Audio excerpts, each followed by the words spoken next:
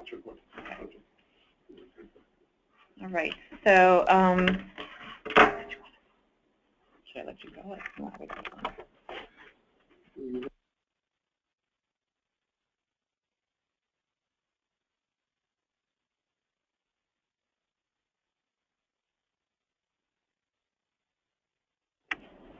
All right, we're going to go ahead and get started. When we log into Cityspan, this is when we first open up Cityspan, which you see the web address up there is www.youthservices.net/Chicago. This is important because you can log into, I will show you very quickly. You could accidentally, sorry.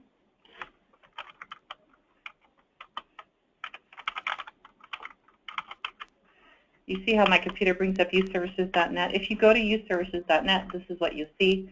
Looks a little different. You can still log in. Your login will work. However, you missed that first screen that I was showing you with a bunch of announcements. So I would really recommend that you put in youthservices.net/Chicago, because that's the actual opening screen for our out-of-school time system. And yes, out-of-school time encompasses IYS, mentoring, counseling, and then traditional out-of-school time programs as well. So anyway, each of you will get a username. If you don't have one, you can contact me, or you can contact your youth service coordinator. And I'm going to just go ahead and give you my email address here. Let me just bring up a blank document.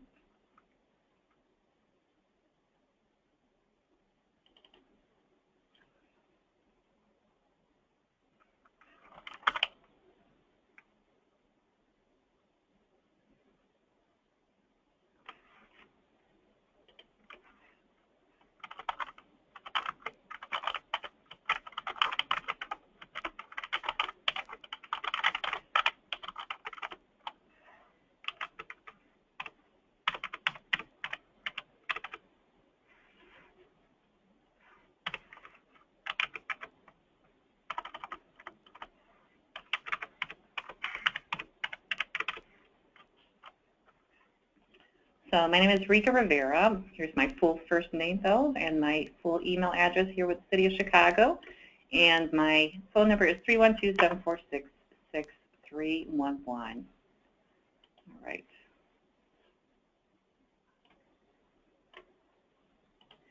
Okay. So when we log into Cityspan here, when you get your password, if you don't have one already, and there's no need to share. It's very easy to get a password. So. And I recommend if somebody's left your organization that you should just go ahead and close that out. Cityspan is very secure. The weakest point is actually at the organizational level, right? People who have moved on and we don't close out their password, you know, that's the easiest point of entry. And then I would also recommend that you don't leave a password like 1, 2, 3, 4, 5, 6 or something like that, that you actually change your password when you first get it, because you know we generally give the same passwords every time we open up a new account. You know, each YSC might have their own password that they give to their people, but you know, we just want to make sure that everybody doesn't carry that initial password. You want to go ahead and change that to something new and unique.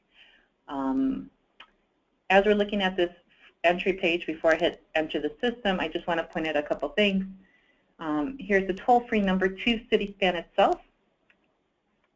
You notice that it has Pacific time. That is their operating hours in Pacific time. So if you're trying to call them at 8 o'clock in the morning, our time, they're not going to answer. But on the plus side, if you're doing your program and you want to log in, say at 5 or 6 o'clock here Central Time, they're still open for a couple hours, so you're good to go. They're very good at getting back to you within the same day, often within an hour if they don't talk to you immediately, and they usually do answer the phone. In terms of the right-hand side under notices, you'll notice there that it says Monday, October 5th. Erlene will put in different messages there just to keep everybody on the same page. And on October 5th, she asked everybody to update their agency page. Make sure that all their program contact, executive director, all that is up to date. We'll go through that today, so if you don't know how to do that, you'll know how to do that shortly. But just to flag that you want to pay attention to those notices. A lot of times people will say, well, I didn't get the email. Well, often if it's something important, we'll put it up here too. So there's a lot of different ways that you'll get that message.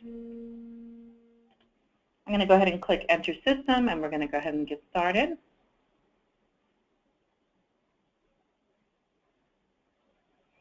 Okay, so when you open up CitySpan, it's not going to look like this. I just work with a lot of different agencies, so that's why mine shows so many different agencies. I am going to go ahead and start with, I'll pick 826 Shy. I hope 826 Shy doesn't mind if you guys are out there today. I just want to show what the agency page looks like. Here you have, this is the one that we're talking about that needs updating. So each year, you're going to update this by going into your work plan. And I'm sorry, I'm saying each year you're going to update your work plan, but this agency page should be continuously updated. So anytime somebody leaves and then somebody comes in, you want to go into your work plan. I'm going to show you, you're probably going to have it unlocked by your youth service coordinator first. But that's a simple email or a simple phone call. It takes about one push of a button to have it unlocked. And then you could go in there and just update your staff, update your, if you've changed addresses, you should, one, inform your youth service coordinator anyway before that address change, but then in addition to that, you want to make sure that that's present in CitySpan.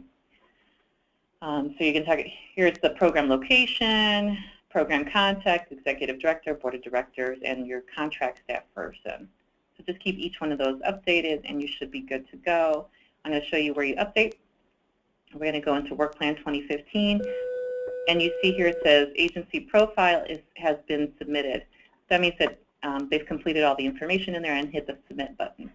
So chances are on your side, if you're looking at this particular page and you've already submitted, you can't do anything. You can't edit anything in CitySpan. So like I said, you're just going to call your youth service coordinator or send them an email. They'll click the unlock button, such as I've just done.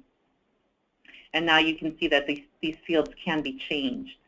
You know, I can edit them. And when you're done making your changes, you just come back up to the top here and hit. You can hit save and return. Save and return will just bring you back to the same page.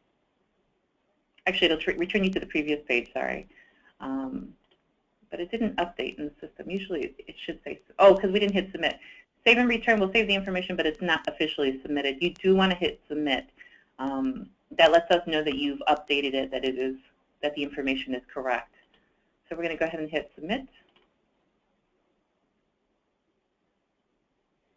Okay, and it's going to bring us back to that page, and now you can see the green submit. So this last page here is not been submitted for this agency. So if you see any of these as not submitted, you do want to go into CitySpan and make sure that they are submitted. Okay, let's see. So I would say that CitySpan is basically three, potentially four major components. It's built out for attendance. So for out-of-school time programs that do after-school programming, CitySpan is going to be easy for you because it's built out specifically for that. For other program types like IYS counseling, it's not that difficult. We've made the system work, but that system is initially made out for attendance, and so that's what it does really well. So we're going to go ahead and start out by first making a youth file. So we're going to enroll our young person, and that creates the youth file. The second thing that we're going to do is we're going to create a group activity. And we're going to talk a little bit about cohorts as well. And then we're going to put that young person into that group activity or cohort, and then we're going to start taking attendance. And that for your after-school programs, for out-of-school time programs, that is the core of what you're doing in CitySpan is taking attendance. Yes, we're going to do quarterly outcomes and those kind of things, and I will be going through that today, but 90% of what you're doing is really about making sure that the youth file is up to date, making sure that your agency file, which we've already done, is up to date, and then just making sure that attendance is up to date. All right, so here we go. I'm going to go ahead and start with creating a participant. So we're going to go under participants and staff, click that button. And we have different kind of participants. We have youth participants, adult participants, program staff, and volunteers. For the youth participants, fairly clear, right? These are the young people that are in your program. Adult participants are going to be, it could be parents. We rarely use adult participants right now, so that's not often used. Program staff, you can go ahead and enter your program staff. I would recommend that you do that. And it's very simple. All that they're looking for is first and last name. Basically, you don't need to put in their address or anything like that. And then volunteers. So if you're a program that does have volunteers, we do want to know who your volunteers are. And again, all they're looking for is basically first name, last name. There are fields in those for address, and you can feel free to use them if that is helpful to you, but that's not information that we are collecting. We're just basically looking for first and last name for adults, for staff and volunteers. In terms of the youth participants, let's go ahead and click in there. And this will bring up the name of every single youth participant that's in your program. We're going to go ahead and create a new person. I'm going to show you what those fields are. Okay.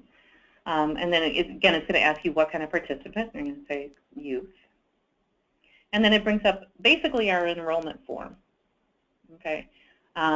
If you notice, everything has an asterisk, so basically everything is required, except when you get down here below. This kind of the CHA household information is only required for young people that are in the CHA program, which Monica Dunleavy-Gerster right now is the contact for that. So if Monica is your liaison for a CHA program, you would use that. Otherwise, for traditional after-school programs, we're not asking for that information. There's no need to keep it. And this information down here in terms of telephone number and all that, that's for your convenience. If that's something that you'd like to use, that is useful for you, feel free to use it. We built it out because agencies did like it. But the only thing that is required per contract is right here, all of these asterisks at the top. And again, this is your enrollment form. And I'll show you how to print out enrollment forms in different ways shortly. So we're going to go ahead and click on youth participant. And then we're going to go ahead and create a youth participant. I'm going to create a fictitious one. And the date of birth for that young person.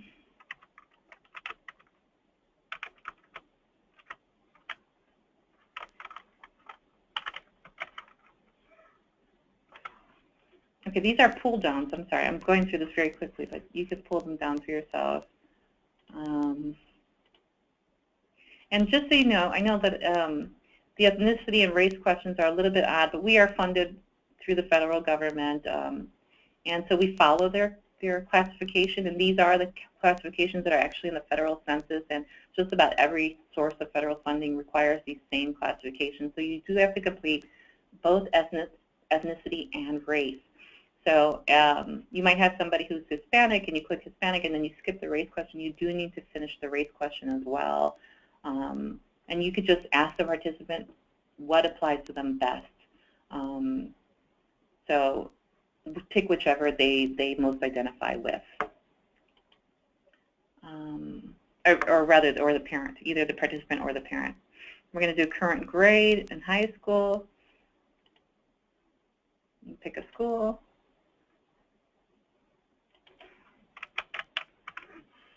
And this, when we get to the address portion, you notice that they break it out. We GIS code all of our young people, so the fields are separate. A lot of times we'll find that people have put the street name on here. So you just want to make sure that you just basically follow the format the way that it's done in the system. If you pull down street direction, it'll give you different directions.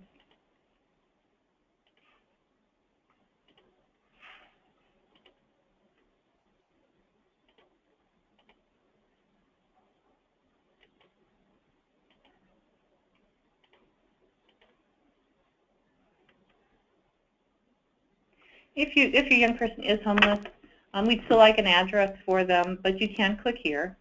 And that should help to just allow you to bypass the address portion. But like I said, if you can get an address for them, and that could be the best mailing address, maybe that's a relative's house, or if you're staying in a shelter, that would be, you could put down the shelter's address for the time being.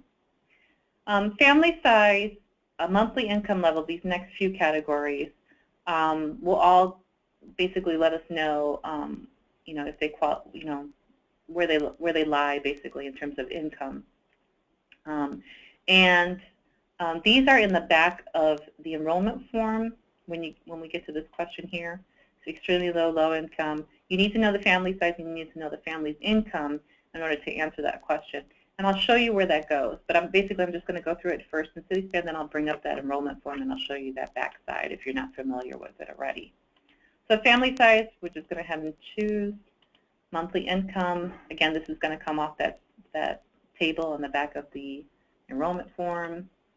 And just so you know, a program requirement for us has been that 51% of those enrolled fall between extremely low and low income, and up to 49% can fall between the moderate to above moderate income. So as a program requirement, we require the majority, 51%, to fall under extremely low to low income, and then the rest can be in moderate or above. They can all be extremely low, and most times, most of our programs, people do fall into the overwhelming majority fall into extremely low to low income. Family type, can you go ahead and pick what best applies? Do they get free or reduced lunch, yes or no? If they're disabled, you'd want to put in their disability. And then this last question is basically, do you have a parent legal guardian signature on file? If so, you can go ahead and click the button. If not, you can leave it unclicked, and it will save. That is the one asterisk that should go through. Okay, when you're all done, you've completed all the information, we're going to hit Add Record. And you notice here at the top, it lets you know that you've completed it successfully. Daffy Duck has been successfully registered. To view this record, click View Record. So we're going to click View Record. And this is what Daffy Duck's enrollment looks like. Now, before I said that there's a couple different ways in order to get an enrollment form. If the young person has already been enrolled, or you have most of their information and you've put it into the system and saved it, you can just click Print.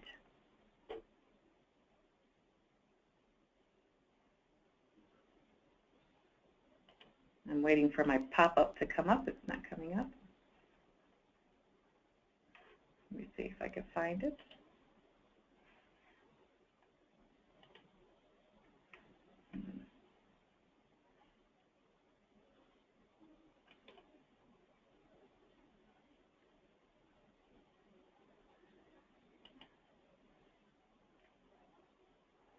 No, that's not what I'm looking for. Let me see. Sorry, my pop-ups are not popping up on this computer. See if I can find it elsewhere here.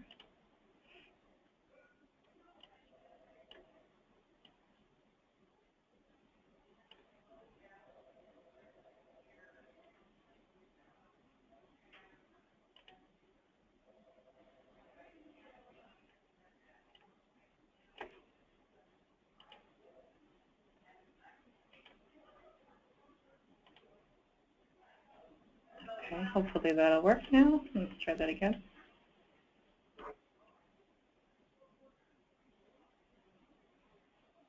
Okay, so this is what the enrollment form looks like, and you'll notice that all the information for Daffy Duck has been put into the system, into this enrollment form, so that makes it nice. So once you've enrolled your young people into the system, there is no need to go back in and re-enter them. So every year we do ask you to enroll your youth again, but once they're in the system, all you really need to do is go into their file, hit print, and print out the enrollment form, and then have the parents sign off.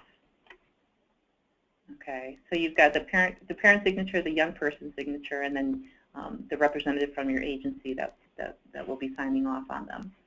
And when I spoke earlier again about the family income and whether or not they're extremely low, this is exactly what I'm talking about here.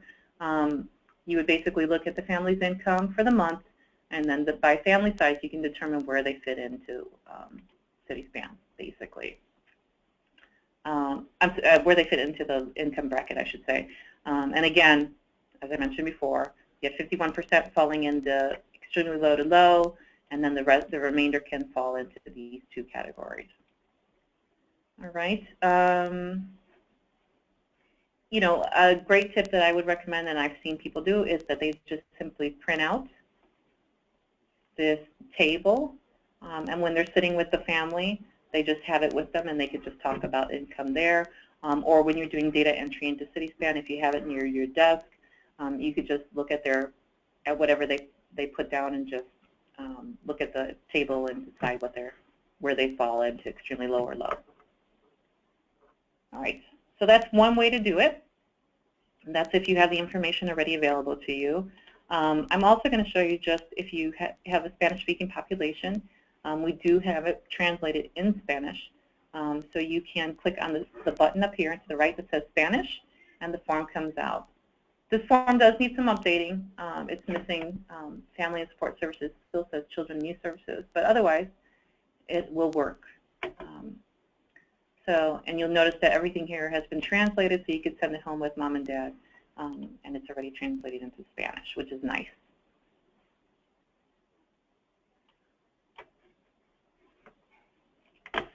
All right, these other buttons, print ID, you can create an ID for your young people through it, but we don't offer you any specialized printer or printing service in order to do that, so that's at your discretion. And then this is the delete button. We really almost never delete a young person.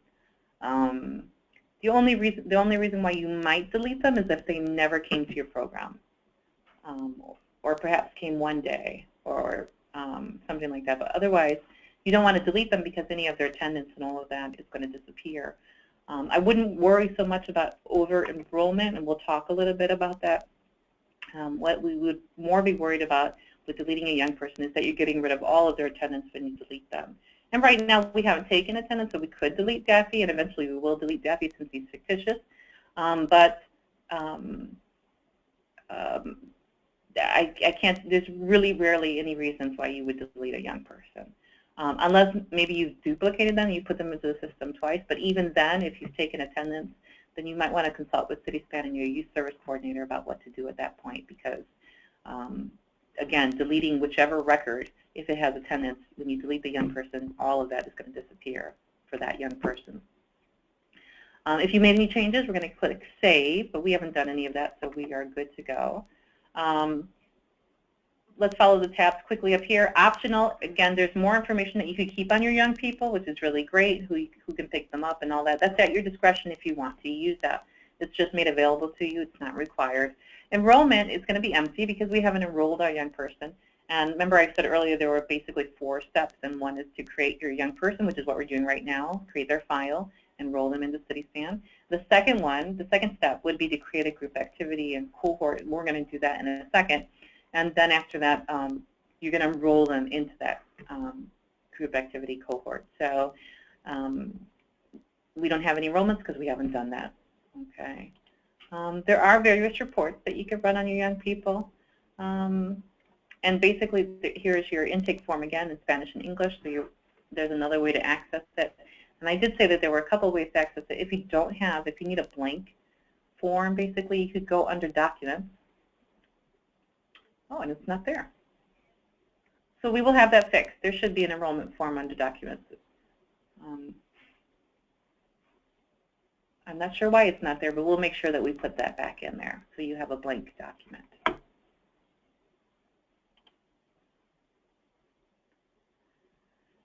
Alrighty, let's see. So we've created our young person, and remember we created them under participants and staff here.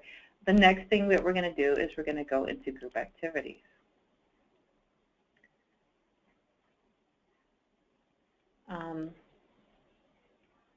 One quick thing I just want to point out as I'm looking at the group activities here, there looks like there's a lot of group activities.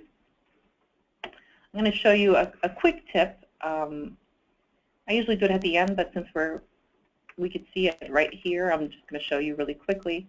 If you notice that some of these group activities are from 2013, 2014, and some are from 2014, 2015, and so on and so forth. So what I'd like to do, just to make this a little cleaner, is I would like to set our service term.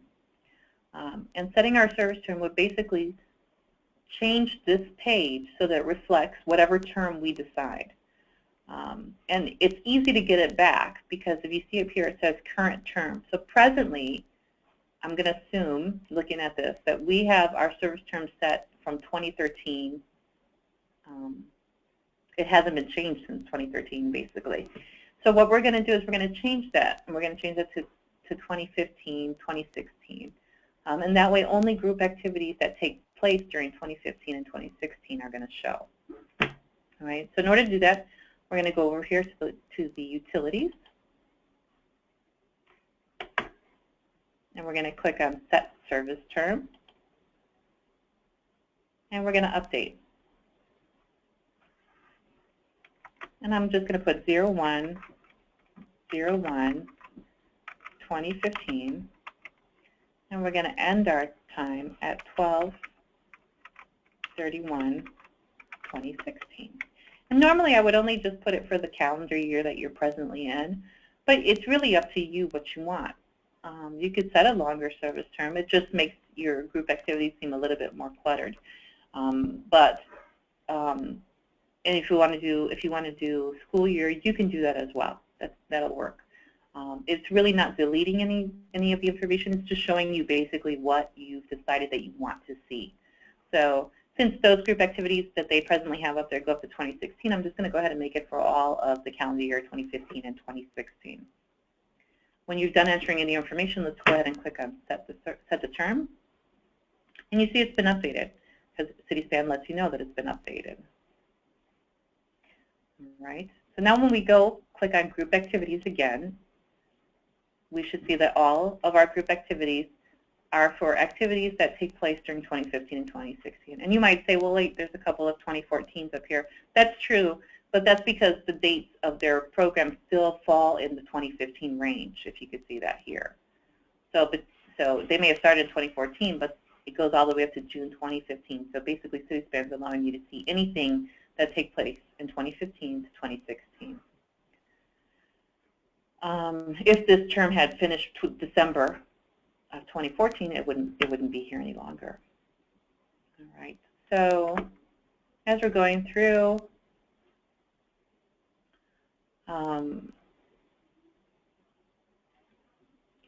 instead of opening up a group activity, I'm going to go ahead and create a new group activity.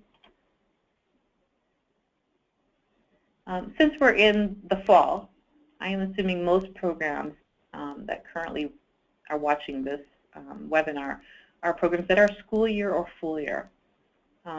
So with school year and full year programs, we are using the cohort system.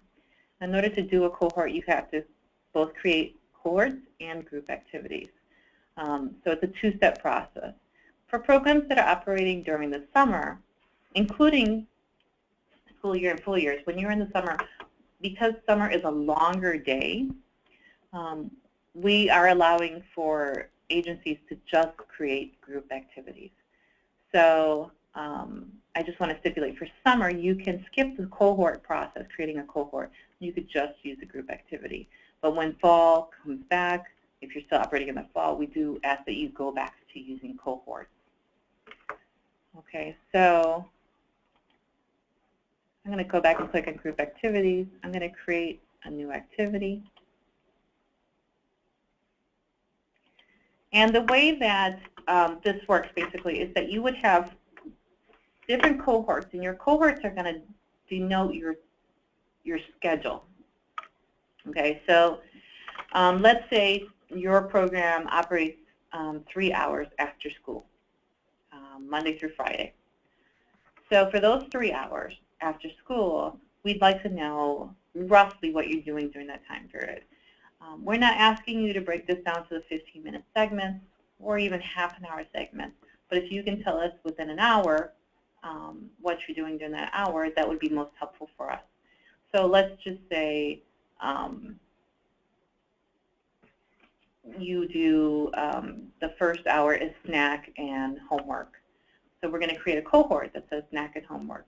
And then the second hour is physical fitness, or we go to the park, or whatever is in that next, or dance, or whatever. So for that second hour, we're going to describe what happens during that program, and then in the third hour, so on. So So we're going to actually create 3 cohorts, but all of those 3 cohorts are actually going to be housed within one group activity. So we're going to create the group activity first, and then we're going to go and create our 3 cohorts. So because we're housing 3 different activities that are more specific names into our 3 cohorts that are very specific about what we're doing in terms of the names, our group activity in this case can be kind of general.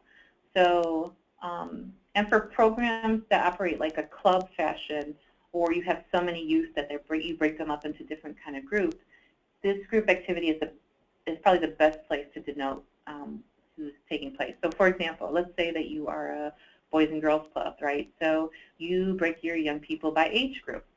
So you're going to create a specific name here to denote which group you're talking about. So we could say, or it could be a color. I've seen some clubs do, you know, the blue room or the blue group or what have you. So whatever functions. If you're a smaller agency, you could just simply put the name of what your after-school program is. You know, so we could put.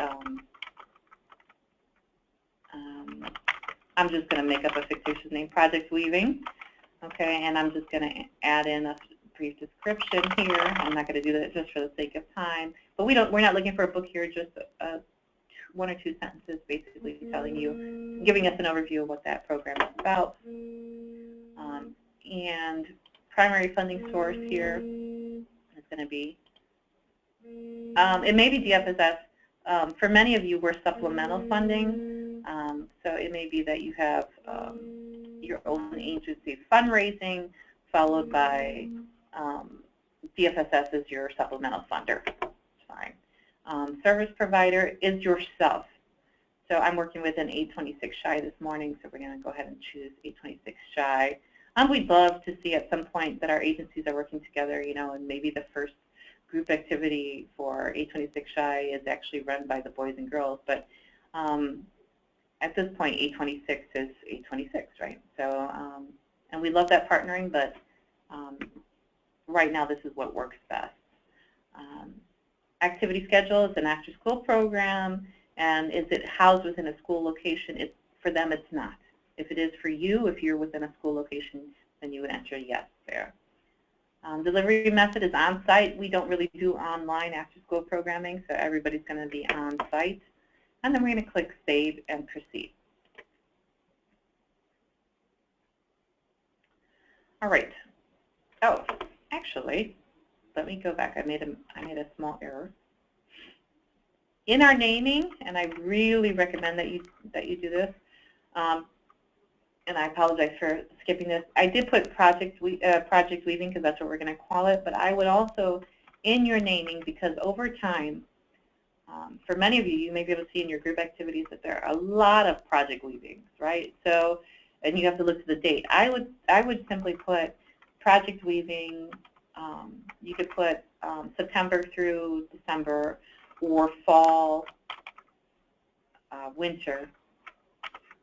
Whatever helps to denote the time frame for you. 2015. And if you are breaking up your young people into age groups, I would put, you know, 8 to 12. This is just basically, you can make it as specific or as non-specific as you want, but this, you know, the more specific that you are for yourself, it's so much more easy to figure out which group activity that you're looking at. So, so that when you come back in here, you see Project Weaving Spring, Project Weaving Summer, et cetera, et cetera. I'm going to go ahead and click Save and Proceed. And now I'm going to pick what age groups that I had. And since I've got 8 to 12-year-olds, I'm going to put both, choose both. This particular program has both males and females. Our target group are all youth. And our capacity is, you know, at some point we'd like to tie into a bigger system and get referrals and that sort of thing. And so that capacity question is going to be very important. At this time, you can put your contractual number. CitySpan is not going to lock you into anything in particular right now. So hopefully in the future we'll have that capability. That if you only want 2 slots available and you want it online and people register for your program, then you'll only accept 2 applications, the first 2 applications. But presently we're not doing that, so I would just put your contractual amount. I'm just going to put 30 for both programs, for both the minimum and maximum capacity, and hit save and proceed. Okay. So we do the HAQ. I do believe everybody here, most agencies still need training in the HAQ because it has changed. So for the time being, I'm just going to skip over this particular component. But you could basically, when you're part of it, you would just click on Human Achievement Quotient, and then click on if you're doing any badging, what kind of badging. Since I'm not going to go into that today because there's many of you who don't know about it. For those of you who do, go ahead and click. And for those of you who don't, you'll receive further training on that shortly. I'm going to go ahead and click Save and Proceed for now. So this is basically asking you the purpose and content of your program, and it's only going to allow you to choose one. So what we're asking you to do is choose that category which most pertains to you. If it's academic support, these are your choices under academic support. Athletics, these are your choices. Enrichment, these are your choices, et cetera, et cetera, et cetera. Just choose one. I'm going to choose homework help, and I'm going to hit Save and Proceed.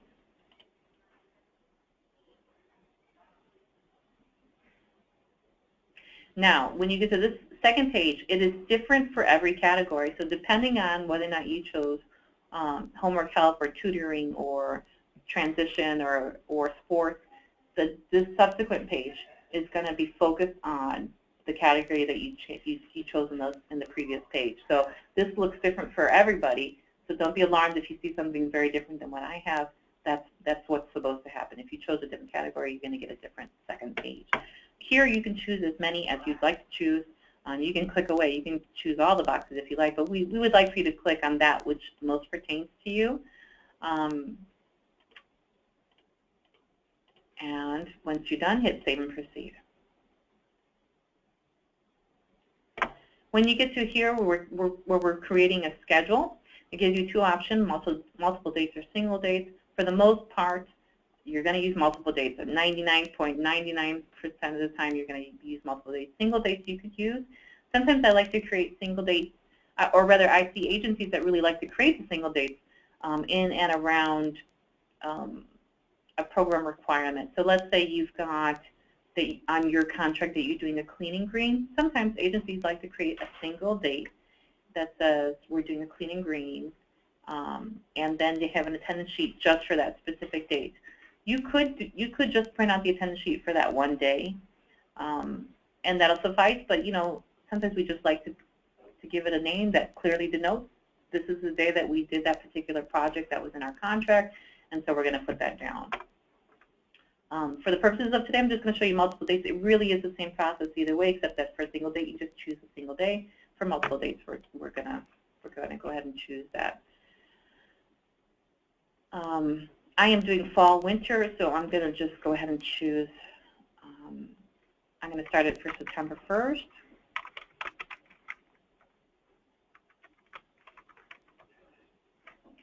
As I'm choosing September 1st, I just want everybody to know that CitySpan locks you out.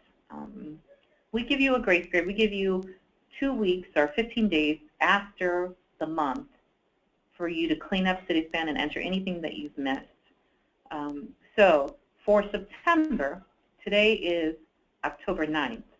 So for September, if we were cleaning up September, we would have all the way up until October 15th to finish out September. After that, the system will close the attendance for September. There is an unlock form that you can request, and if you want to clean it up, we do recommend that. However, there is a time limit for that. If you're getting past 45, 60, sometimes I've even had agencies that contact me post after 90 days. At that point, we're saying we're going to keep the system locked, more than likely, unless it's something catastrophic that really needs to be fixed. And that's just because you've had such a long period of time to fix that. It should have been done already. But certainly if you're 45 days or something like that, there's still the ability to fix that. But I wouldn't let it go much longer. And I also would recommend that it's kind of a performance indicator if agencies are constantly unlocking CitySpan, because it means that you're not monitoring your system even 2 weeks, 15 days after that entire month has passed. You haven't even looked at or didn't notice that particular problem. So I would say you want to hand in that unlock form as little as possible. With that said, though, if you need it, please unlock and use it. So for the end date for this fall group, I'm going to go ahead and take this all the way to December. And why would I do that? Well, I would say that most agencies, this works for you, right? So we used to say you do your group activity quarterly, and that's actually a very good practice.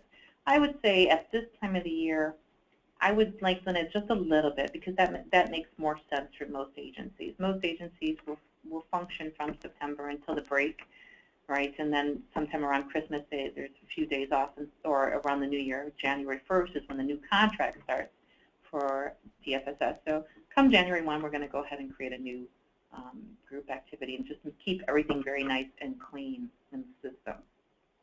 I do not recommend having a group activity that goes the entire calendar year or half of a year or anything like that, because it becomes quite really messy. So quarterly, or you could do seasonally. Those are better options for you, and it'll keep your data very nice. Your attendance sheet will look really nice, and so that would be the furthest that I would go, is probably this fall term, because it's probably the longest one that we have. Otherwise, everything seems to fall into that 90-day schedule. All right, so we are going to go ahead and click the beginning time and end time of this group activity. Now remember, this is not a cohort. We're doing the group activity. So you'd put the entire time frame that you're having this group activity. So if my program starts at, say, 4 o'clock or 4:30,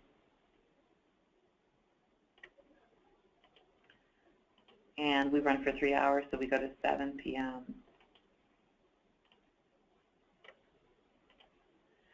And we run Monday through Friday. From here, I'm just a little tip. You could just hit the tab button, and it'll take you to the next one. And then you click the number with the time, and it should help to bring it up.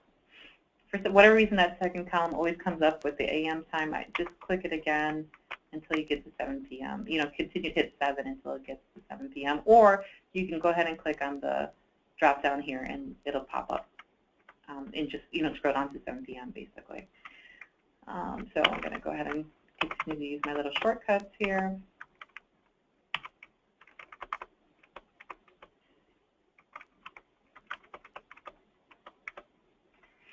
And when you're done entering all of your times, we're going to go ahead and hit add multiple dates. All right, so earlier when we were looking at this part here, when we were entering our youth participants, I said you could enter your staff. So if you have entered your staff, they will show here. Okay, I'm going to go ahead and pick Kendra. She's just first on our list. And then you could choose her role. If she leads staff, support staff, volunteer, I'm going to say she's lead staff. And then once you've done that, you could hit assign staff now. If you're pulling down this menu and it's all blank, there's nobody there, that's because you haven't entered any staff. So you just need to go to participants and staff and save your staff name there. And I'm going to hit assign staff now.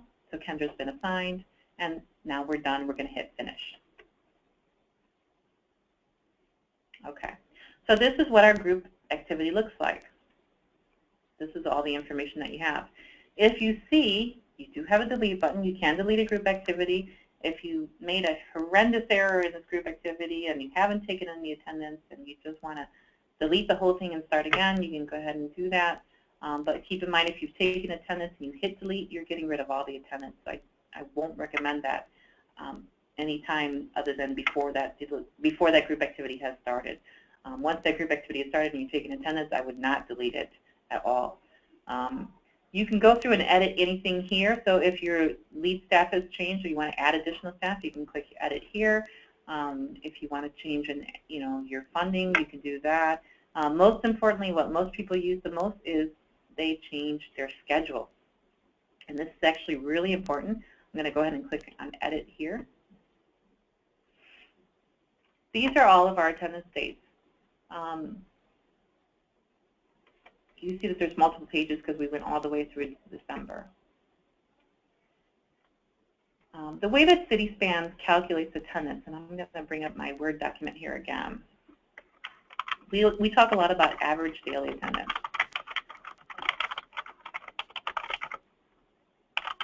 What is average daily attendance? Average daily attendance is the number of participants that have attended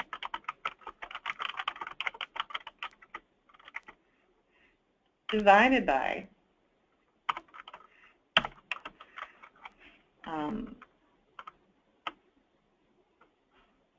the total number of days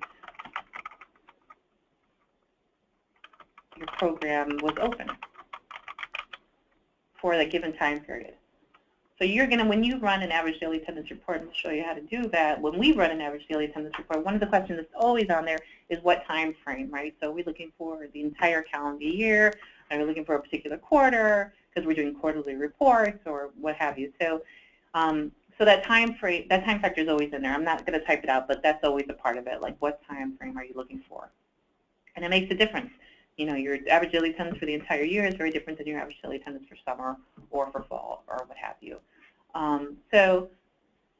Again, number of participants that have attended over total days the program is open. So a lot of people will say, well, if we put additional young people into the system, let's say we are required to have 30 young people in our program, but we have enrolled 40 young people, that's going to kill our average daily attendance. It's not going to kill your average daily attendance. What kills your average daily attendance is actually this denominator here, the number of days your program is open. So if you have forgotten to remove New Year's Eve because your program is closed on New Year's Eve, or New Year's Day because you're closed on New Year's Day, or you're closed on Thanksgiving Day, and you left those days open, and they are at 0 attendance because nobody came that day, and you forgot to delete it from the system, that denominator is really going to hurt your average daily attendance because it's going to be larger than it actually was. And your numerator is going to be very small, right, because you've got a number of zeros for days that you were actually closed. So we need to make sure that we edit the days that were open to reflect that we were closed that day so that our denominator is actually going to be a little bit smaller. And then it won't include those zeros on the top on your numerator either. So just basically, if you're closed, make sure it's not in your schedule. And there's a way that we're going to do that right now. And then in terms of your numerator, just keep in mind it's not really the number of young people that are enrolled. It's not the number of young people. What calculates your average daily attendance is the number of participants that attended. So if you did enroll 40 kids and 32 attended, then it's going to count those 32. It's not going to count your 40.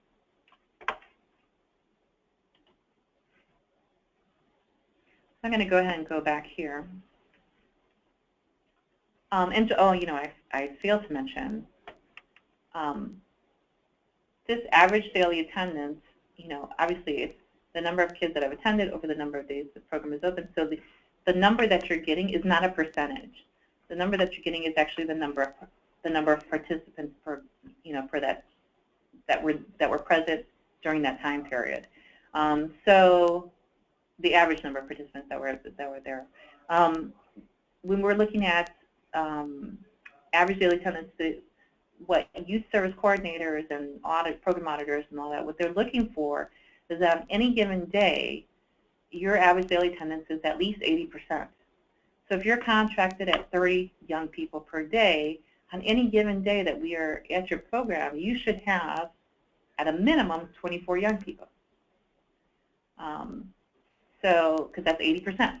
So the number that you're getting here from average daily attendance is not actually your percentage. Your percentage what you would do is you would take this number and divide it by what you're contracted to, and that'll give you your percentage of average daily attendance. So when we're talking about 80%, we're not. So if this number comes out to be 32 or 28 or whatever that number might be, that doesn't mean that you're below your 80%. That means that 28 young people are there on an average day. If you're contracted for 30, then you would take that 28 divided by 30, and that would be your percentage of average daily attendance. So, and we, like I said, we want to keep that at 80%. So just make sure that your average daily attendance, this number here, is equal to or higher 80% of what you're contracted to be. All right, so just going back to our group activity here, I'm going to go ahead and show you how to delete a day. So our program is going to be closed on December 31st. And we're also going to be closed on Thanksgiving, which I believe is the 26th.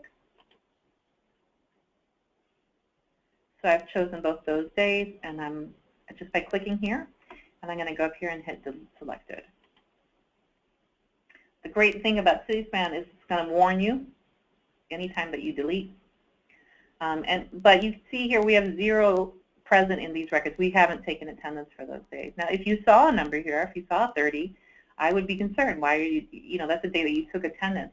Why are you deleting it? But we're seeing zeros, and that is consistent because we're not open. So we're going to go ahead and confirm that we're deleting those days. So if you come back down again, well, actually, these are 2 pages. So I'm going to flip over to the next page.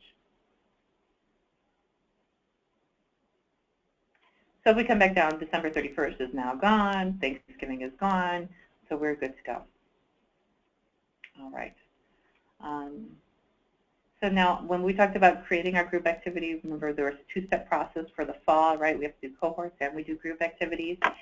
So we've created our group activity, and it's called Project Weaving right here. Oh, I created 2 project weavings actually by accident because I went back and forth. So I'm just going to delete this one. And I'm going to confirm the deletion just so we don't get confused. We're going to go to cohort. We're going to go ahead and create our cohort now. Click View Cohort up here, and that'll bring you into your cohort. In order to add a cohort, we're going to click Add Cohort. And again, this is where we're going to break down our schedule more. So I'm going to say for the first hour, we're going to do tutoring and snacks.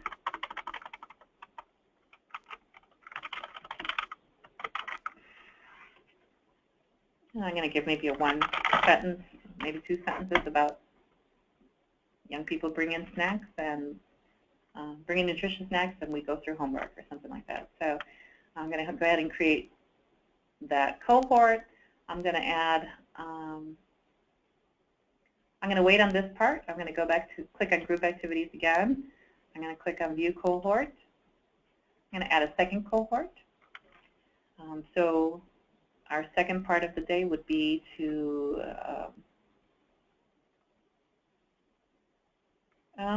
we could say that we are sports and recreation. These are all hypothetical. You know what your program does during CEDAR. So, and short description again, we're going to go ahead and click Create.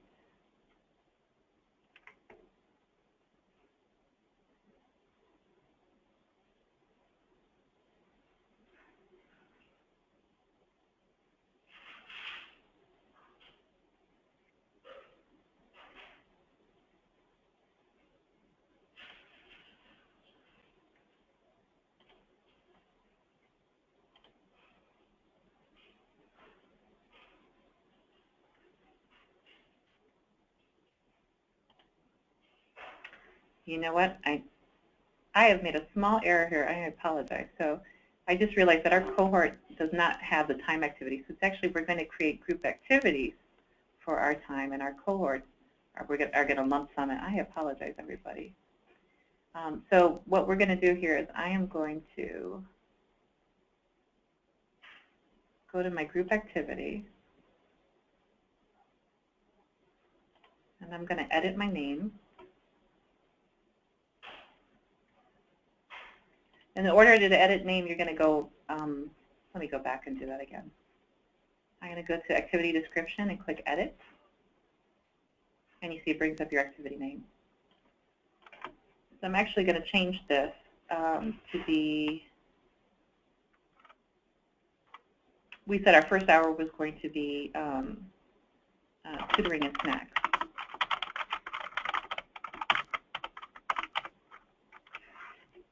and then we have our description, and we're going to hit save and return. We're going to hit save on this one.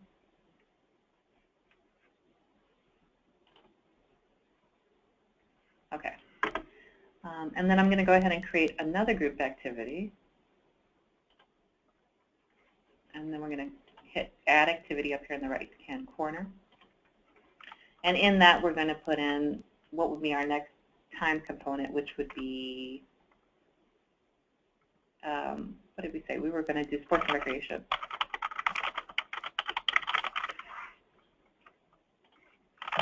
And we're going to add our description. Primary source of funding here is we're going to say private foundation, and our secondary source we'll put DFS corporate. It doesn't have to be that way.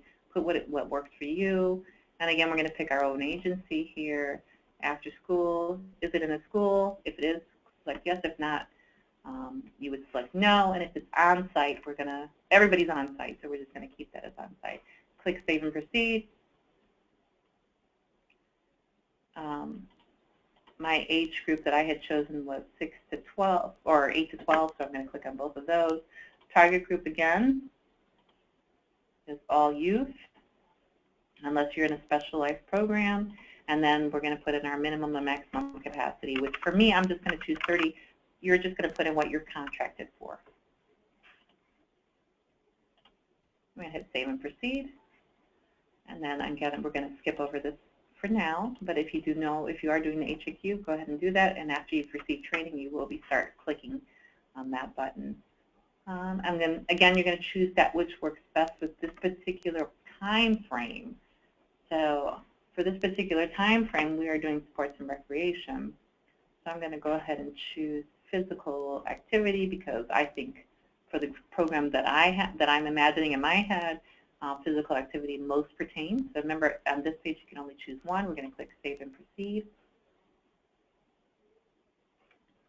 And we're going to say that we are doing classroom breaks, and maybe we do running and yoga and Zumba and some physical education, some physical activity. Maybe we have martial arts once a week or something like that, or every day. Here you can choose as many that pertain. And we're going to hit Save and Proceed when we're done with that. And we're going to click to add multiple dates. And again, we were doing this from September through December. And you could say, wait, Rika, we're off on New Year's Eve. Do we have to select September 31st? No. You know that you are. Go ahead and click September 30th. That'll work. And then you're going to go ahead and put in your time frame. Now, the mistake that I made is I put the time frame for the whole time frame that we were open, and we're going to go back and fix that. But right now what we're choosing is our hour-by-hour schedule. So we said earlier that our program starts at 4 and runs to 7. So my first program activity, which was tutoring and snacks, is going to run for an hour long from 3 to 4, roughly. I mean, from 4 to 5, roughly. So this is our second activity every day. So we're going to say that this runs from 5 o'clock to 6 o'clock. What's important about selecting your times is that they don't overlap. Because CitySpan is going to say you can't do both snack and tutoring while you're doing sports and recreation. You need to choose a designated time frame for each. So this cannot be 4:45 to 6 o'clock because we're going to have our first group activity is going to run from 4 to 5. So they can't overlap. All right, so we're going to choose 5 to 6 if that's what it works for each day.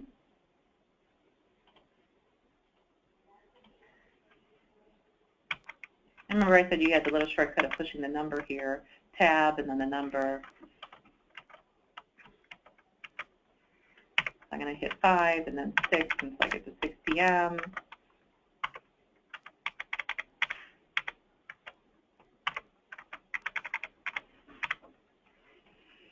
And when we're done, we're going to go ahead and click on Add Multiple Dates. We're going to assign the lead staff, and we're going to hit this button to assign them, and we're going to hit Finish. Okay. So as you recall, if you notice here, this is 5 to 6 p.m., and this is the time frame. And if you remember, as we did before, I'm just going to go quickly to attendance. I'm sorry, not to attendance. I'm going to go to schedule. My apologies. I'm going to go here to schedule and edit my schedule. And remember that we had Thanksgiving is still in here. There's probably a couple other dates that we have off. We're going to go here to Thanksgiving, just to demonstrate again. And I click on Friday, not Friday, November 27th, Thursday, November 26th. I'm going to go ahead and delete Thanksgiving Day because we're closed. We want to make sure that we keep that clean in CitySpan so that we have the best average daily attendance that we can. So now we've deleted Thanksgiving, and so on and so forth. So I'm going to go back and create, I'm going to go back to group activities. We need to edit tutoring and snacks because I made a mistake, which happened. We're going to hit edit there. Each of you will find that that happens sometimes, that you accidentally clicked on the wrong thing or you got it backwards. It happens to us all. I actually think you can go in here and you can edit the time for each of these dates.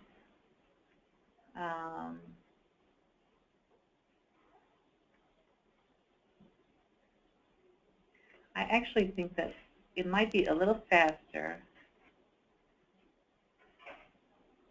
to actually delete the tutoring and snacks and just redo it for the sake of our webinar, because I would have to change the times on most of those. So I'm just going to go ahead, for the sake of our keeping us within our time frame, I'm just going to go ahead and create a new group activity really fast.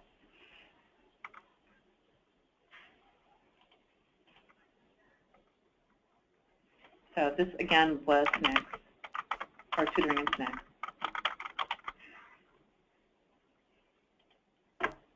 And we're going to add in our 1 or 2 lines there again. I'm just going to change it up just for fun. Most of the time, you're going to have exactly the same each and every time.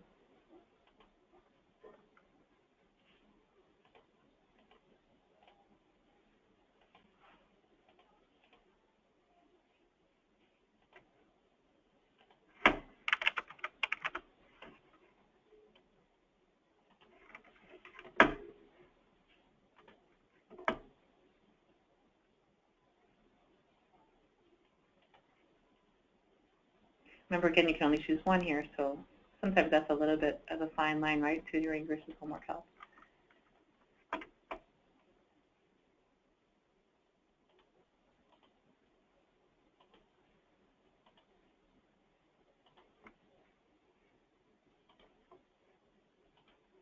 And again, you could choose as many as pertain here.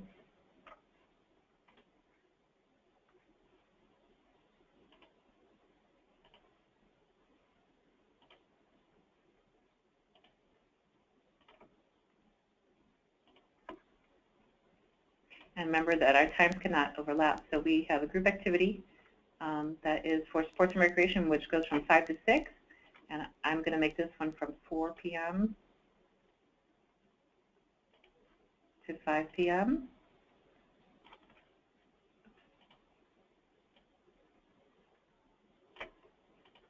Okay. So I'm going to go ahead and fix that. And I'm going to add multiple dates. And I'm going to assign Kendra again and finish. Awesome. Okay. And yes, we would go in here into our schedule and change and delete Thanksgiving like we just did. But I'm going to create one more group activity just to show you a little bit more of what that schedule looks like. And I'm going to call this one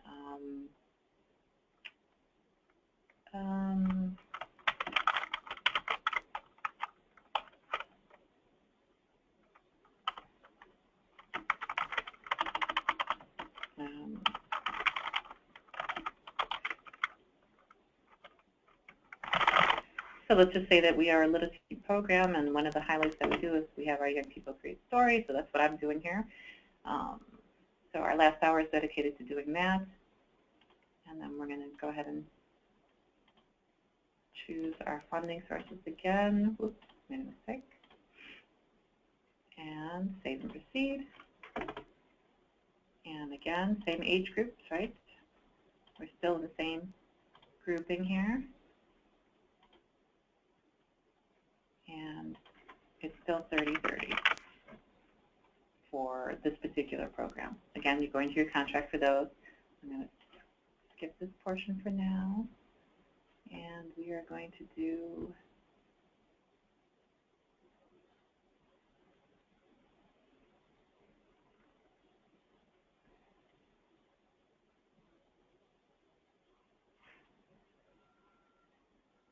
not always easy to choose which goes with which. I am going to say for this one, academic interventions, perhaps. You might choose a different option.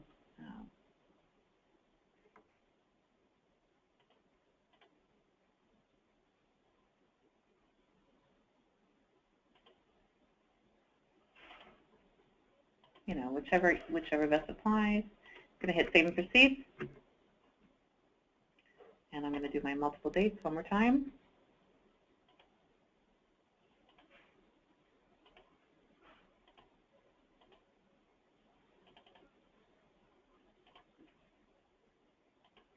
And again, no overlapping schedules. So we have one group activity that goes from 4 to 5.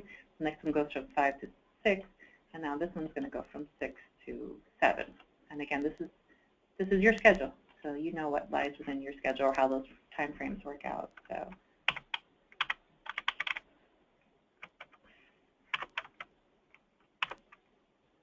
oops, and I made a mistake.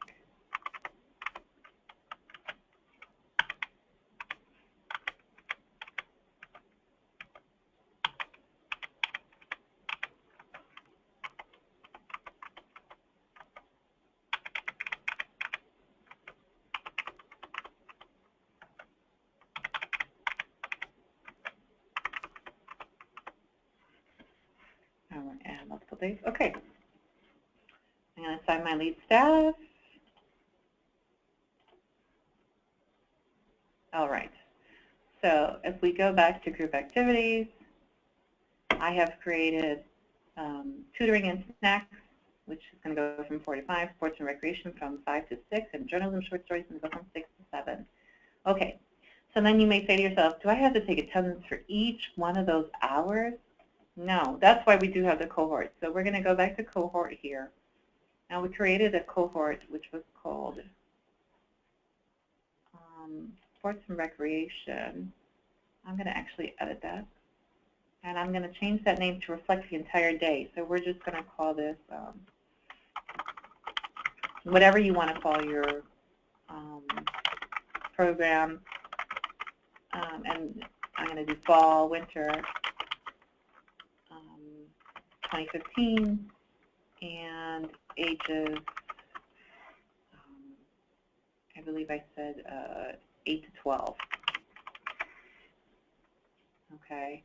And then again, that's just so you know exactly what time period and what age frame if that works for you, that age frame. And I'm going to hit save. It could be the green club or the blue club or cadets or what have you that it pertains. So I hit save, and then let me see.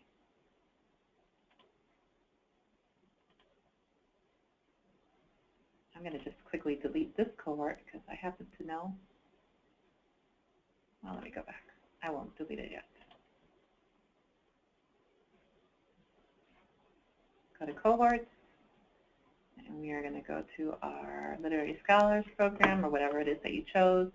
And it's going to ask you, do you want to link participants or link activities?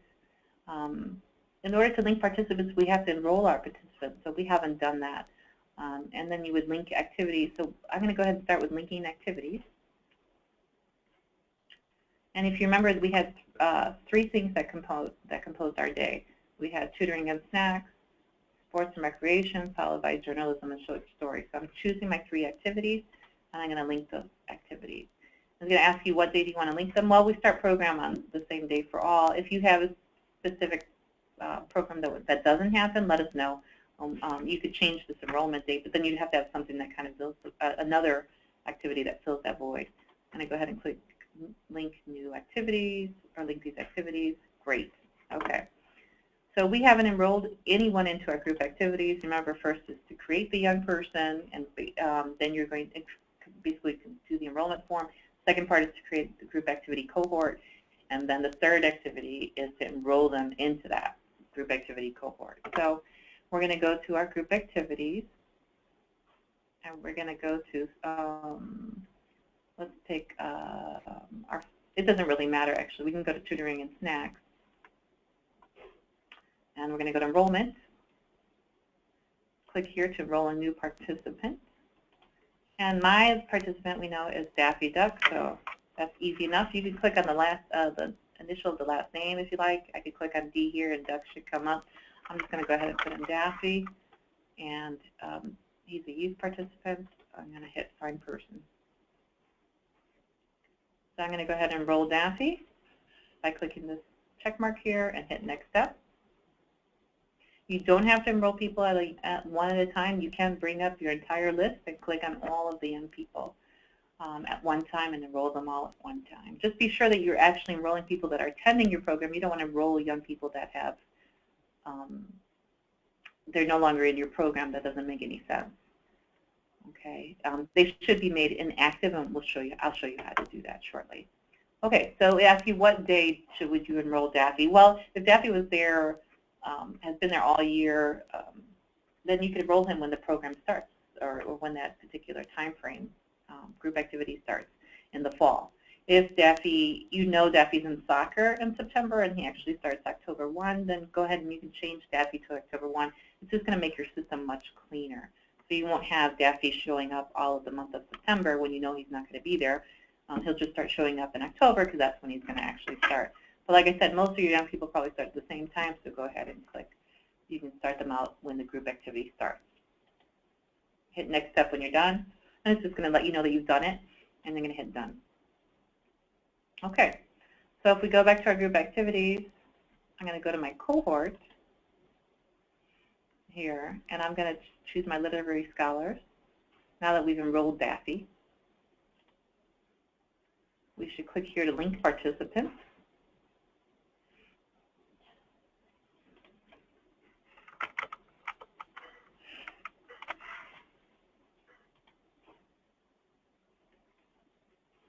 Choose Daffy, hit link selected participants. We want them in all programs at the same time. And so we've linked our one participant. Obviously, if you had 10 or 11 or 20 people in there, the number would reflect that. We're just working with the one young person, which is Daffy Duck, in those three group activities. So that's exactly what it's telling us. He's linked one young person and three group activities into 3 group activities. All right. So, like as promised, I said that you only have to take attendance one time, and that is correct. In order to take attendance when you're doing cohorts, you're going to click on View Cohorts. We're going to choose our cohort, which is Literary Scholars. We're going to go to Attendance, and we're going to choose our attendance date.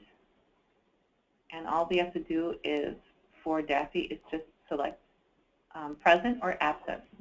The A is for absent, P is for present. So whether or not Daffy was there or whomever was there is basically what you're going to do. Shortcut is you could choose to mark everybody present for that day. You could, there's an all present button up here too. If you made a mistake, most kids were not there that day, let's say, you could clear it all out, or you can and mark those who were either all absent for the day, and so on and so forth. So usually marking all present is an easy way to do it, and then that way you could just choose if they were absent. We are not at this time requiring you to specify if Daffy came for the first hour, didn't come for second hour, and didn't come for third hour. If Daffy was there for the day, you can mark him present for the entire grouping. That's fine. So we're not asking you to break that down, his attendance hourly. Just if he was there, you mark him present, and it'll mark him present for the entire day, and that is fine.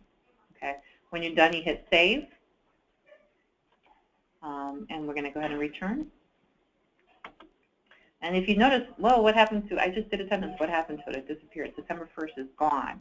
It's not. What CitySpan does is it will reset itself so that it brings you to the last empty day of attendance. So if you want to see the one that we just entered, hit view all dates, and it'll show September 1st. Okay. And some of you will say, how do I get the attendance sheet? In the first place, you can come into CitySpan here, and before you enter attendance, you click print. So I haven't entered attendance for September 2nd, so I'm going to go ahead and click print. And then it's going to bring up my attendance sheet. And yes, it should be much longer, right? Ideally, you're going to have way more than one individual in your group activity, so this would be a list of young people. If you find that your list is really long and full of people that don't even come to program, that's one of those reasons why you want to keep your group activities and cohorts seasonal. Is because you want to keep it. You want to basically restart that group activity, that cohort every season. So you just bring in the new people that should be in your group activity, and that'll be, and your attendance sheet will be nice. If it's gigantic, and some of those people aren't even attending, that's probably because your group activity is too long. You need it to be shorter. And you're going to have to inactivate some of your young people too. If they're no longer attending, I'll show you. We're going to do that inactive. I'm going to show you shortly how to make them inactive. So this is your attendance sheet. You print it out, and Daffy can sign right here, or your young people would sign here. And then you keep this original on file, bring it back, and do your data entry, and basically go in and do the attendance like I just did about a minute ago. We ask you to keep your attendance up to date weekly. That means if it is you have program on Monday, by the following Monday, all of that attendance should be entered into CitySpan's system. If you can, I would highly recommend that you do it at a minimum twice a week, if not daily. CitySpan becomes a burden when you get when you're trying to enter in several weeks of attendance. It is much easier to just keep that up to date on a weekly basis. It's a very simple process to enter in your attendance if you're just if you're not having weeks and weeks to enter. Okay. Plus, again, just as a reminder, on the 15th of the following month is going to close out the preceding month. So for the month of September, it'll close it out October 15th. So you want to make sure that everything has been entered into the system by October 15th. But I, again, don't recommend doing that because at any point in time, CitySpan is created to basically gauge who is in CitySpan. And so if your attendance is 0 and we have to run a report on your agency for whatever reason, that's not going to look good for your agency. And so you want to make sure that you're keeping it up to date. And it has occurred that there may be funding available, and an agency, if it just hasn't been keeping up their CitySpan, and so we might be asked to run a report on them, and when we run the report, it shows all zeros, and so we may say, well, that's not going to work with that, that additional funding. We're not going to put to that agency because they don't maintain CitySpan. So you don't want to do that. You want to keep it up to date, as up to date as possible.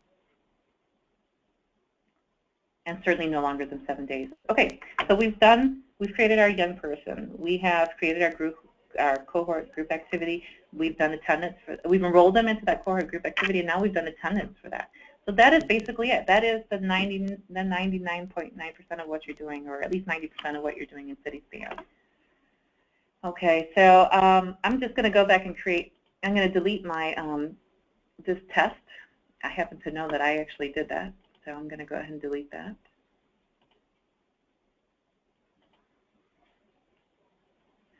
All right. I did say that I was going to show you how to make participants active or inactive. So if a young person leaves your program and doesn't come back, you don't want to delete them because you're going to delete all of their attendance. What you would rather do, is you would rather go into that particular young person. So I'm going to go ahead and select Daffy. And I already have an inactive Daffy. So I've used this name before. I've created a person named Daffy Duck before, and you see that they're inactive. And today I created another Daffy Duck that's presently active. So I'm going to go ahead and make this Daffy Duck inactive. So he's not coming to program anymore. I'm going to go ahead and select inactive and hit save. What that does is it'll take them off of your list of eligible young people. For when you're creating a group activity, when you go through that list of young people, they're not going to show up there. And you say, well, what if they come back to program? Well, that's easy enough. So you just saw that I had an inactive Daffy, and he does pop up. So I can go into inactive Daffy. As a matter of fact, I'm just going to hit save here, and I'm going to go back to participants, and I'm going to choose Daffy. So these are two, you could say two separate kids with the same name. That's fine. And he's inactive. Okay, so Daffy left us for three months. He came back. I didn't delete him because I don't want to delete him. So I'm going to move him to active now because he's back in our program. Just click on the active button and hit save, and Daffy will come back. So participants and staff, I have Daffy, and you see he's active, so he's ready for placing into any group activity. So that's the way that you keep your files nice. You don't have to do a new enrollment for Daffy just because you left for 3 months. All you do, even if you left for 2 years, all you need to do is go back into your system, find Daffy's file, make him inactive, and make him active again. And if he leaves the program again, you can make him inactive. There's no need to delete any young people. Let's see. All right, so we've done the basic components of it. One thing that we ask that each of you do is to do your quarterly outcomes. So this program is not open for the summer, so they don't have quarterly outcomes for the summer. They're a school year program. So for those that are school year, you would do basically, first quarter, second quarter, and third quarter. You might do and fourth quarter. You might do third quarter if you're doing assessments or whatever your outcome here actually takes place in that third quarter. So for some of you, that might happen. So let's say you do assessments every September when the kids come back to school, so you can go ahead and fill this out even if you were only a school year program. And all of this is in your work plan. So basically what you're doing is you're putting what your actual number was. So if you had 90% of youth are doing whatever activity that you wrote down in your work plan, then you put here what is actually 80%, 70%, 95%, whatever that might be, and then you just hit submit.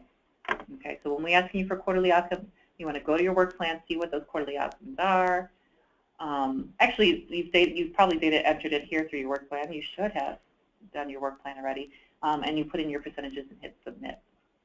Okay, and while we're talking about work plan, we talked about it earlier in terms of changing your agency profile, but this is where you see you have your program outcome parts, your program requirements. Each one of these components needs to be submitted each and every year. So as we're coming up at the end of 2015, the start of 2016, come January 2016, when you receive your completed contract and your work plan, you want to go back into work plan for 2016, which will be, CitySpan will add a button. Your work plan 2015 will disappear, and work plan 2016 will show. You go in there, you submit all the information from your work plan. You're just going to data enter it, basically, hit submit, submit, submit, and then you're all done for the year. And then everything else, your program outcomes, everything else is going to work for you because you've done that. And the only thing that you probably will need to edit after that is just your agency profile if your key staff have changed, which we talked about earlier. All right, user accounts, we'll go through briefly. You've lost your password, a colleague has lost a password. You just go into user accounts, and you can see everybody's there, and you could reset their password, and then when that person logs in, they can give themselves a new password in the same place. Go to user account, choose your name, and you put in your password. Issue tracker is another way to contact CitySpan. So you can go in here and say whatever the problem is. A great place to start, though, is with your youth service coordinator, because 9 times out of 10 we could solve the problem with you. But if there's a technical issue, or for whatever reason you're not able to get a hold of somebody for something that's really pressing, you can call that 800 number that they had at the beginning, or you can hit here, new issue, write down what the problem is, and then post it. It's really great because other agencies can see if they've had the same problem, you can go and look at the history of issue tracker. It goes really far back for all these different agencies, and then that helps you. Okay, and here see CitySpan has responded. The person who works for CitySpan, their name is here. In this case, Haley Cole, and she even gave the number for the help desk again, which is the same number that was at when you log in at the front end, in case you had additional information. They're really good about getting back to everybody, so you shouldn't have any problems with them. Okay. Just trying to see if there's anything else that I would recommend to you. Reports.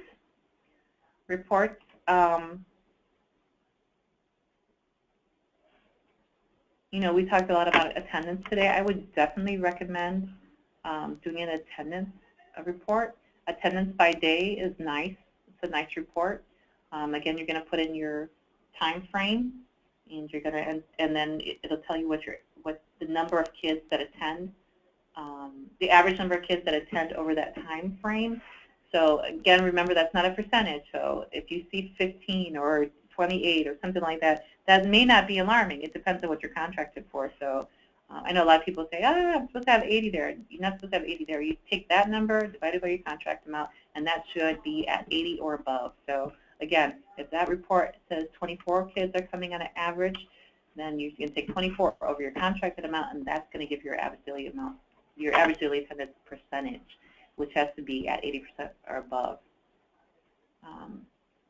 And that's it. There's other reports that you can do. There's like a nice birthday report here.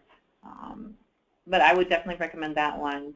And CDBG participants missing required information is another good one, because it'll show you basically on that first page, even though you really shouldn't be skipping anything on that first page because it's all required in order to save the file when you're doing enrollment. Remember all those asterisks.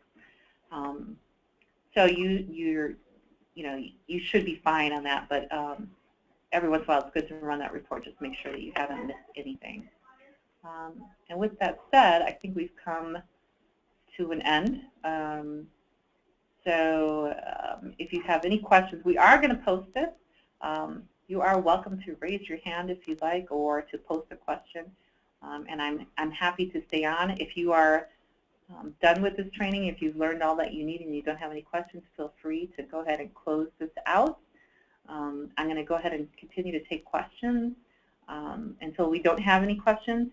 And I earlier gave you my phone number, so I'm just going to show that one more time here. I'll make it a little easier to view.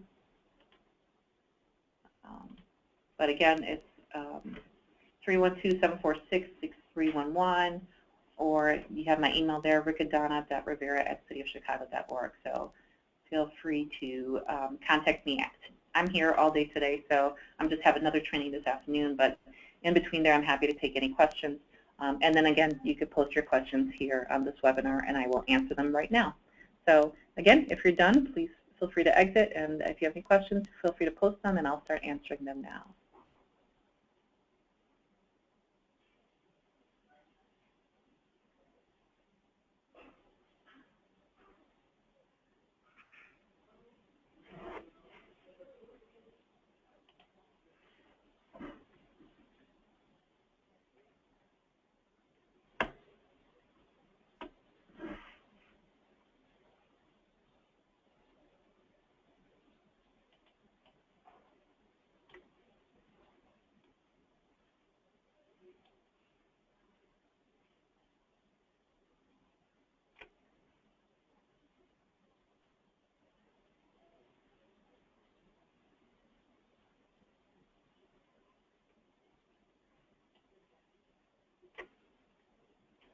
Okay, I am going through the questions. I apologize. The screen here is rather small.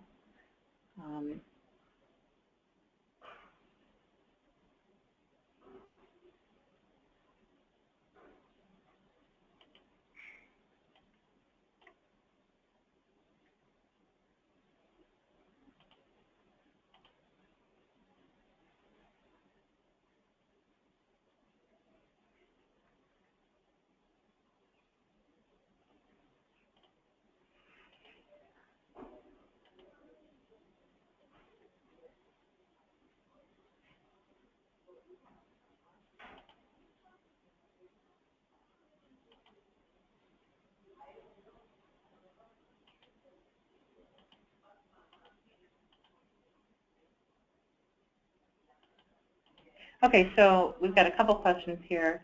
It seems like a couple people lost their audio at the beginning, so if you have any questions, feel free to post them now or just give me a call afterwards and I can run through that particular portion for you. I'm not sure what it says. Can you run through where to get this form? I'm not sure which form you're talking about. If it was enrollment, it should be available under documents. It wasn't when we went through that again. But you could also print it from the individual. So when you go to the young person and click on their name, go to the enrollment, there's a print button at the top for English or Spanish. You click the Spanish button. There was a gentleman who asked regarding, I noticed that the registration form in Spanish doesn't have the community area and ward. That's a great catch. Thank you. I will make sure that we fix that. It also needs to be updated for another reason, but because we need to change the logo on that so it says Children and Youth Services. We can have that fixed, definitely. In the interim, feel free to just write it in. You know that it's missing, so every time you just put community area ward and make sure that your families are entering that information. It should be populating, though, when you go into CitySpam into each of those fields, so that's still there. So you can still fill it in, it's just not coming out when you print out the form. So we'll make sure that we correct that. In the meantime, just write it in. For next year, 2016, should we be doing it quarterly? Or seasonally still fine? And I'm assuming that you're talking about, this is Margaret. Hi, Margaret. In terms of the question, I think she's asking about group activities. So my suggestion would be to go ahead and, I would suggest quarterly, seasonally, it doesn't really matter. Whatever works best for the flow of your program, but definitely don't go longer than 4 months. I wouldn't go longer than 4 months, except, you know, that fall is probably the longest term. You know, summer's probably your shortest, right? So, so that's why we say quarterly, seasonally is fine. Either one. If you want to do every 3 months because you like it that way, that's fine.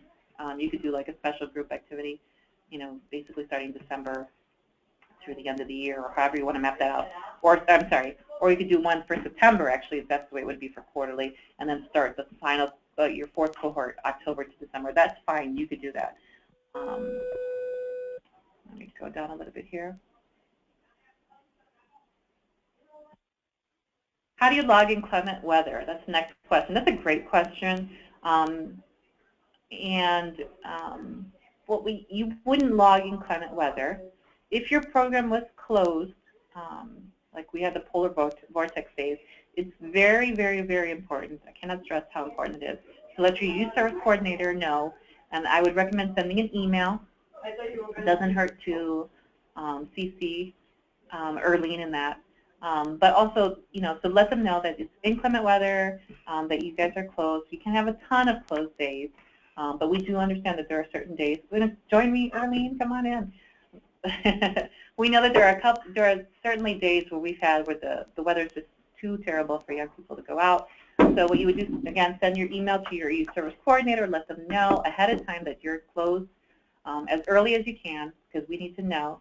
And then in CitySpam, you would actually delete that day as if it was a holiday. But again, while we leave that option available, we hope that there's very few of those, because we're hoping our young people have a place. And actually, we look to our organizations when we have a big school close out, because we have young people who need a program to go to. They need something to do that day.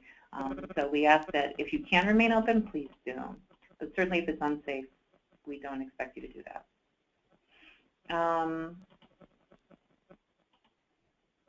Okay, the difference, next question is, what's the difference between a cohort and a group activity? And so basically, your cohort is going to be the grouping of your group activities. Your group activities are going to map out what you are doing for our time frames, right? So we want the detail of what you're doing hour by hour, basically. So your group activity is going to mark out what we're doing from this time to this time, from this time to this time, to this time to this time. And those namings on those group activities are going to be specific to what's going on during that time frame. The cohort then is just going to group them together so that you don't have to take attendance for each group activity. You would just need to lump them together within that cohort and then take the attendance within that cohort so you mark present for all of those group activities. So that's just the way that we want to get a little bit more specificity about what you're doing in your day, but at the same time, we don't want to make it so specific that you have to go and click on every single hour whether or not a young person was there. So you could take attendance under that cohort and mark them present for all those group activities and call it a day. It's nice and easy.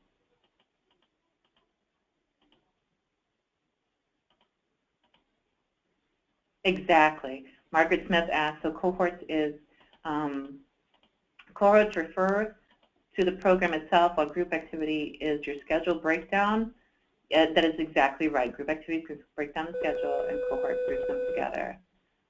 You would take attendance under cohort. The funding source for all the activities should be the same, correct? Yeah, for the most part, Margaret, yes, I would say that. I was just switching around because everybody would probably have a different one. But I would say, yeah, your funding probably doesn't change from hour to hour, so yes.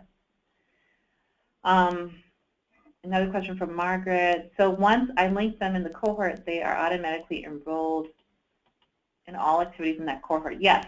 And when you go into that section where you're linking, it'll say linked participants and linked activities. So yes, your linked activities should equal the number of group activities that you created to make that one day, right? For some of you, that might be longer. You could have 4 hours of activity, right? So you might have 4 group activities to detail your day, and you're going to enroll them into all of those activities to that cohort. So it'll say linked activities for linked participants, whatever that number should be for your program.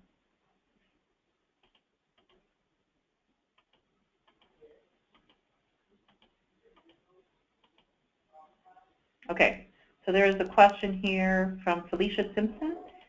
Felicia asked if we already have our activity in CitySpan and have been taking attendance. I'm sorry.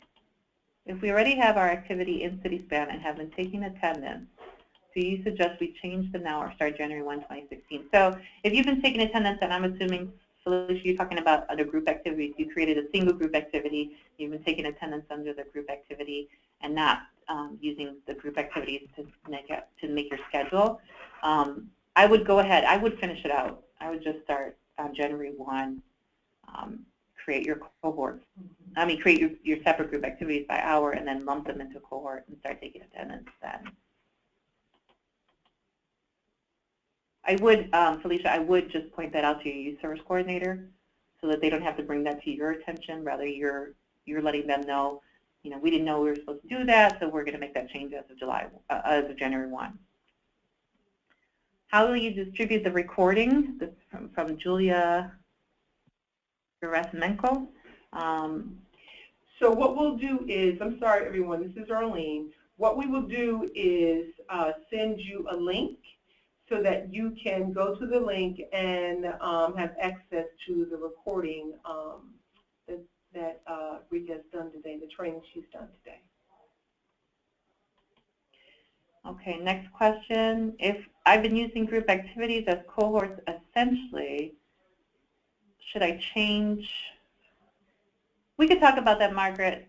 I mean, it's basically the same as the other one. I would start January 1, just like the other person had asked. And if you have some time today, you and I could just chit chat a little bit about that. Okay, from Cherie Blakemore. Hi, Cherie. Please review the evaluation/outcome again, please. I'm happy to do that. Let me just go back to CitySpan very quickly here. Oh, let me close this actually. I'm assuming that you're talking about quarterly outcomes, Cherie. So what we would do is we would basically go into our quarterly outcomes.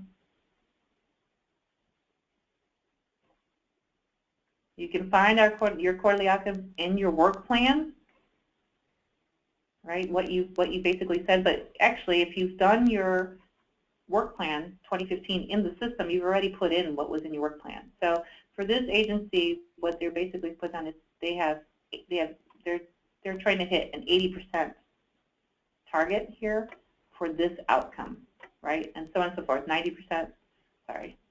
90% for this outcome, 100% for this outcome, okay? And then each quarter, you're going to go in and just enter what you actually did. So in quarter 3, if we did 75%, we're going to enter 75%, and then we'll just come up here to the top. I have to make this a little bit smaller. Here we go. Come up here to the top and hit submit when you're done. And so I think I came at a great time. Quarterly outcomes. As you know, this would be our 2nd year that we have actually done prescribed outcomes. And we've shared with everyone that these outcomes are not punitive. The reason why we are requesting these outcomes is to see, 1, are these outcomes realistic for your program? And 2, you know, if you're struggling to make them, you know, what's working, what's not working for you, so that you can look and say, well, you know, how can I, in this case, get 100% of my youth to participate in math, reading, and academic, dance, music, or art classes? And so we really want people to be realistic. We really want people to answer honestly, so that you can do the type of program evaluation and program assessment that you need in order for you to meet these indicators. The other thing is that while our YSCs have not come out to verify your documentation, you can expect that we will be coming out when we do our site visits to verify that you did meet these indicators based on the data collection method that you stated you were going to use. So if you know, if it's attendance and workshop materials, all those things are lined up for this particular outcome, then of course you are really looking at your material, you're evaluating your material, and you're actually, you know, doing your outcome indicators and assessment correctly. So, you know, please do make sure that you're meeting that 15th of the month after each one of your quarters, and that you're being honest and realistic about completing this section of CitySpan. Right. And for those of you who actually have stayed on, I did not know this, but there is a little bit of an error here. In 826 Chai, if you're on, yeah. There's a little error here. I just want to make sure that I pull that out. So you would just go to your work plan and enter what it says here under data source and under data collection method. They just entered it looks like the target percentage twice, 2 additional times. So actually, that's not what the data source would be, where you're basically keeping that information as a CitySpan, a particular attendance sheet, a survey. And those are the materials that we would actually be using to verify how you met your target indicator. Right. So just go visit your work plan and just enter exactly, just data enter exactly field by field. All right.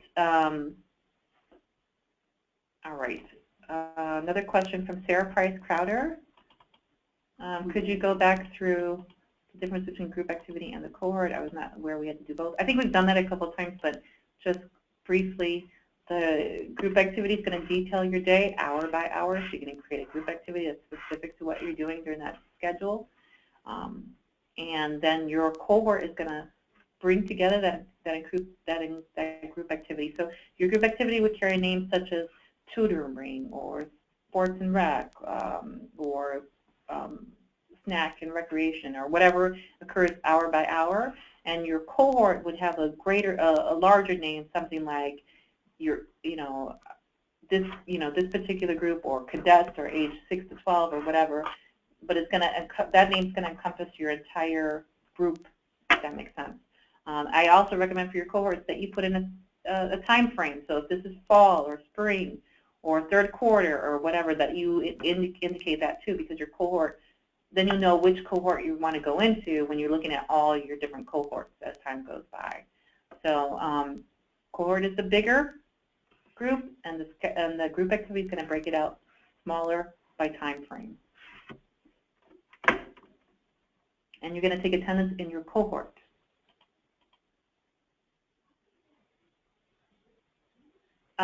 Question from Lee Murphy: if students are dropped, does that negatively impact us in any way? Not really, Lee. If you've enrolled them and they, for whatever reason, have have changed schools or moved on or what have you, it's fine. We don't really drop them anymore. Mostly we make them inactive.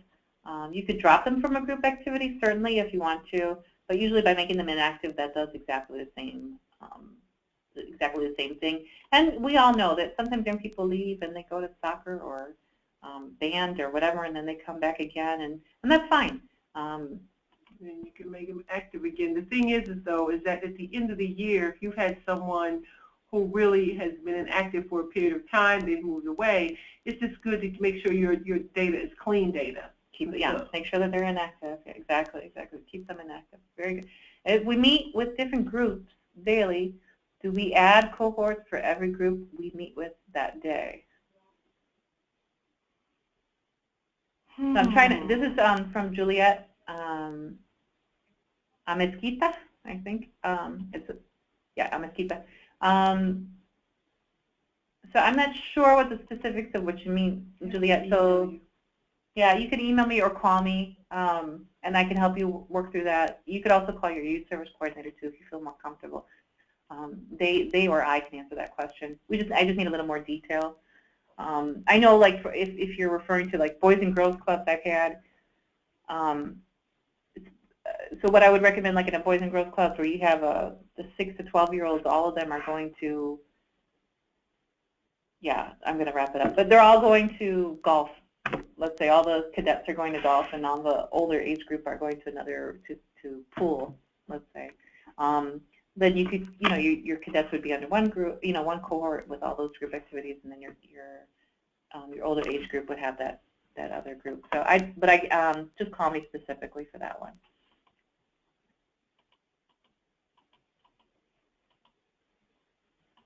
Yes.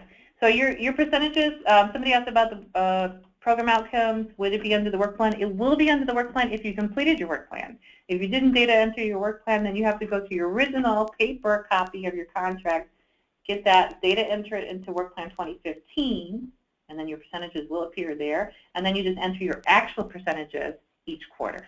And let me say that everyone now should have finished their work plans, we'd hope.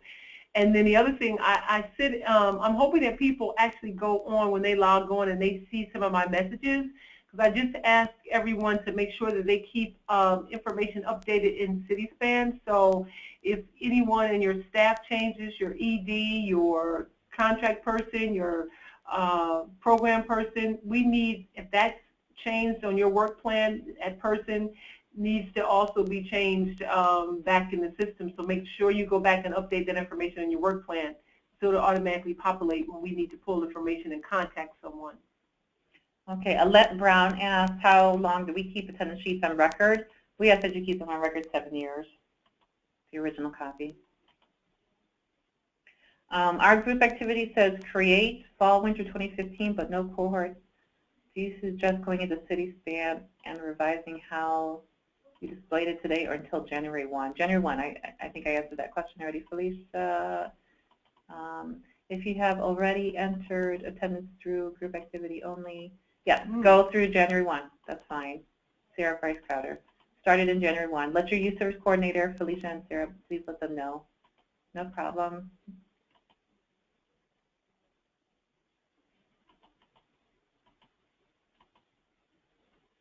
Please, Mr.